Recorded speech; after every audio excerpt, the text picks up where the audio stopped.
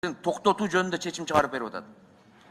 Мына ошол чечимди аттап өтүү үчүн арналган ушул пара биздин Өмүрбек Токтогуловичтин атына келип отурат. Өкмөткө иштегенге, убакыт бергенге Кыргызстандын ашып аткан акчасы жок. Өкмөт башчысы тойгончо урдагандай.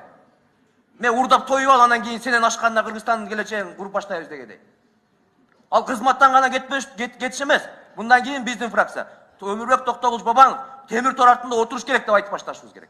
Ал эми күйүүчү майды Баткен аркылуу Тажикстанга чыгарууда да Өмүрбек Бабановдун тарапташтары иштеп жатканын укук коргоочулар айтышкан.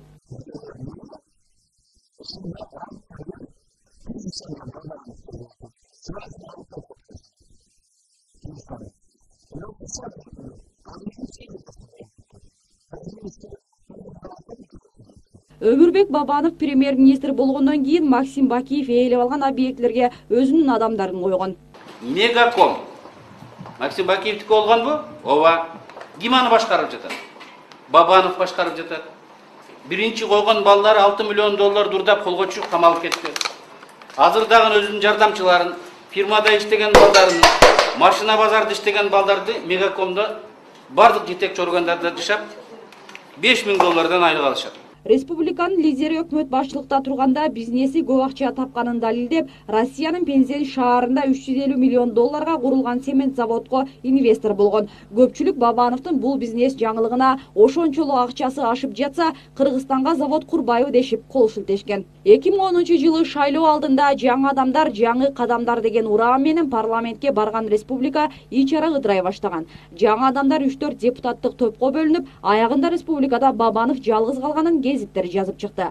Командасын жоготкон Өмүрбек мырза Камчиев Ташиев менен биригип 2015 жылкы шайлоого аттанды. Үгүт иштери башталары менен Республика Ата Журт партиясы асмандан айдалып берем деп адатын баштады. Сөзүбүз кур болбош үчүн Өмүрбек Бабановдун 2010 жылкы жана бүгүнкү күндөгү убадаларын коендой окшоштугун көрсөтмөкчүбүз. Урматтуу шайлоочуларым, биз айтып атабыз, жаштарга жаңы үй курганга биз ипотекалык кредит беребиз деп атабыз. 9%дан өкмөт бул ишти жазабаса эмнени жазаш керек?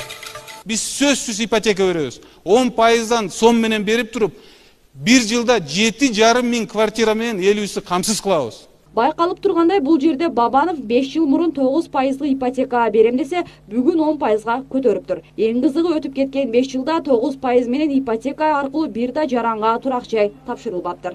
Элдин добушун алууга болгон аракет катары эле баалайм. Андан башка бул жерде эч кандай бир экономикалык ар жагында бир негиз жок деп эсептейм. Себеби 10%дык ипотека азыркы учурда биринчиден бул реалдуу эмес, экинчиден ага бир чоң мамлекеттик программа иштелип чыкмайынча аны бир партия ишке ашыра албайт. Мен алардын айтканын такыр ишенбейм, ипотека кыла коебуз дегенде. Ипотеканы өкмөт бербейт. Коммерциялык банктар менен өнүгүү жанагы инвестициялык фонддору мына ушулар менен сүйлөшсө конкреттүү. Ага эч кандай тиешеси жок. Кечээ эле коммерциядан же мугалим же врач болуп жүргөндөр чыга эле өлкөнү